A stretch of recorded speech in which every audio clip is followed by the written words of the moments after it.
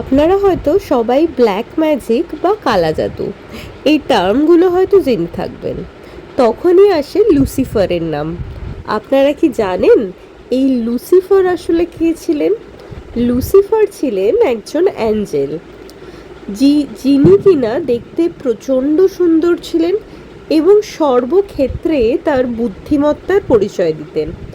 এমনকি যখনই কোনো ডিবেট হতো তখনই লুসিফার তাতে বিজেতা হতেন। এর থেকে লুসিফারের মধ্যে তীব্র অহংকারের জন্ম নেয়। সে ভাবতে শুরু করেন যে তিনিই সর্বশ্রেষ্ঠ, এমনকি দেবতাদের থেকেও তিনি বেশি শ্রেষ্ঠ। যেখানে কিনা দেবতারা লুসিফারকে বানিয়েছিলেন, সেখানে লুসিফারের এহেন অহংকার দেবতাদের মোটেই ভালো লাগেনি। তখন দেবতারা লুসিফারকে স্বর্গলোক থেকে বিতাড়ন করেন।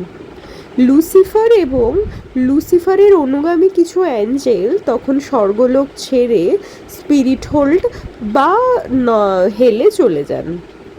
তখন থেকেই লুসিফার ডেমনে পরিণত হয় এবং ডেমন হিসাবেই থাকেন। আমাদের সোসাইটিতে এরকম অনেকেই আছেন যারা কিনা লুসিফারকে ওরশিপ করেন। তাদের রিচুয়ালস এবং প্রসিডিওর সবই ডিফারেন্ট হয় ডিভোটিকে ওরশিপ করার থেকে। তো এইটুকুনি আমি জানতাম।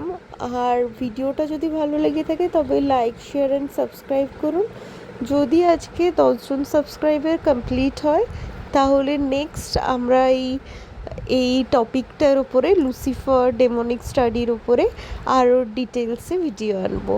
তো please like, share and subscribe our channel. Thank you.